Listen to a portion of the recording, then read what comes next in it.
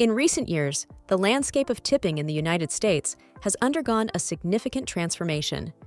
What was once a straightforward practice of rewarding exceptional service has now become a source of frustration and confusion for many Americans. Just last week, I took my racquetball raquet to get restringed. Right after I swiped my card, I noticed a tip was added without me realizing it. It's my fault for not noticing it, but it inspired me to make this video. I just paid the guy $90 to restring a few rackets, and there was a tip added for doing his job. The increasing expectation to tip in various situations has led to what some are calling tipping fatigue. This video explores the reasons behind this shift, the impact it has on consumers, and the places where tipping should not be expected. Check out the full details by visiting the link in the description. The evolution of tipping, from gratitude to obligation. Tipping has long been a part of American culture, originating in the late 19th century as a way to reward service workers for their efforts. Traditionally, tipping was reserved for waitstaff, bartenders, and hotel employees, professions where workers relied on tips to supplement their income. Over time, the practice became ingrained in the service industry, with a standard tip of 15 to 20% becoming the norm. The modern tipping landscape. In recent years, however, the scope of tipping has expanded dramatically.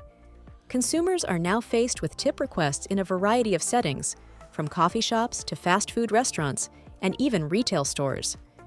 This shift has been significantly influenced by the proliferation of digital payment systems, which often include prompts for tips. These digital prompts have changed consumer behavior, making tipping feel more obligatory rather than a gesture of gratitude. The impact of tipping fatigue on consumers. One of the most significant impacts of tipping fatigue is the financial strain it places on consumers. With the expectation to tip in more situations, the cumulative cost can add up quickly. For budget-conscious families, this can be particularly burdensome as they strive to manage their household expenses while still feeling compelled to tip. Beyond the financial aspect, tipping fatigue also takes an emotional toll on consumers. The constant pressure to tip can lead to feelings of guilt and anxiety, especially when faced with digital payment systems that prompt for tips before the service is even rendered. These prompts can create uncomfortable social pressure, making consumers feel obligated to tip even when the service is minimal. This shift in gratuity etiquette has left many feeling overwhelmed and frustrated. 15 places where tipping should not be expected. Here are places where tipping should not be expected. Feel free to add any we missed in the comments. Number 1. Retail stores. Traditionally, retail employees have not relied on tips as part of their income. The introduction of tip jars and digital tipping options at checkout counters has blurred the lines. Consumers should not feel obligated to tip in retail settings, as these employees typically receive a regular wage. Number 2. Fast food restaurants. Fast food establishments are another area where tipping should not be expected. These businesses are designed to provide quick and efficient service, and their employees are usually paid an hourly wage. While it may be tempting to leave a tip out of habit, it is not necessary in this context. Number 3. Self-service kiosks. With the rise of self-service kiosks in various industries, the expectation to tip has extended to situations where there is minimal human interaction. Consumers should not feel pressured to tip when they are essentially serving themselves. Number 4. Coffee shops. While tipping at coffee shops has become more common, it is not a requirement. Baristas are typically paid an hourly wage, and tipping should be reserved for exceptional service rather than an automatic gesture. Number 5. Takeout orders. When ordering takeout, the expectation to tip is often unclear. Since there is no table service involved, consumers should not feel obligated to tip, although a small gratuity for the effort of preparing the order can be appreciated. Number 6. Grocery stores. Grocery store employees, including cashiers and baggers, do not typically rely on tips. These workers are paid an hourly wage, and tipping is not expected in this environment. Number 7. Drive-through windows. Similar to fast food restaurants, drive-through windows are designed for quick service. Employees working in these settings are usually paid an hourly wage, and tipping is not necessary. Number 8. Delivery services with service fees. Many delivery services now include a service fee in the total cost, which is intended to cover the delivery person's compensation. In such cases, an additional tip is not required, although it can be given for exceptional service. Number 9. Hotel housekeeping. While tipping hotel housekeeping staff is a common practice, it is not mandatory. Guests should feel free to tip based on the quality of service and their own discretion.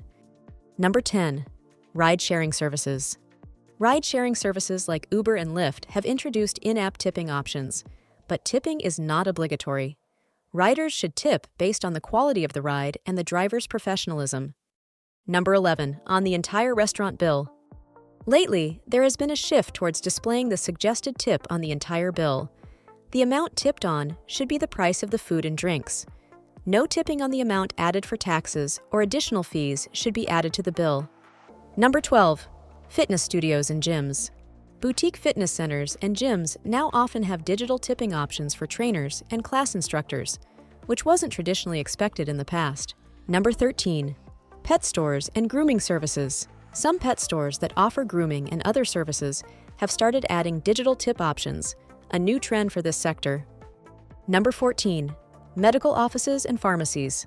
Some clinics and pharmacies with in-store health services have begun to include tip jars or digital tipping prompts, which is a significant shift from traditional norms. Number 15. Convenience stores. Digital tipping has made its way into convenience stores, particularly at self-checkout counters or for clerks, even though this was not a customary practice before. The future of tipping. Finding a balance. As tipping fatigue continues to grow, there is a need to reevaluate current tipping practices. Consumers and businesses alike must find a balance that allows for fair compensation without placing undue pressure on customers. This may involve clearer guidelines on when and where tipping is appropriate, as well as a shift towards more transparent pricing models that include service charges up front. Employers also play a crucial role in addressing tipping fatigue. By ensuring that employees receive fair wages, businesses can reduce the reliance on tips as a primary source of income. Some employers have experimented with no tipping policies and equitable wages to reduce reliance on tips. This shift can help alleviate the financial and emotional burden on consumers, creating a more equitable system for all parties involved. Here's a tip. Tipping fatigue is a growing concern for many Americans, as the expectation to tip in various situations continues to expand.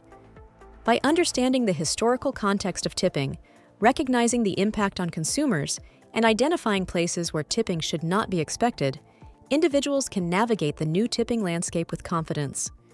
Ultimately, finding a balance between fair compensation and consumer satisfaction will be key to addressing this issue and creating a more sustainable gratuity etiquette for the future.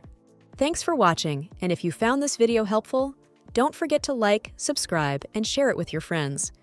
Also, don't forget the link in the description.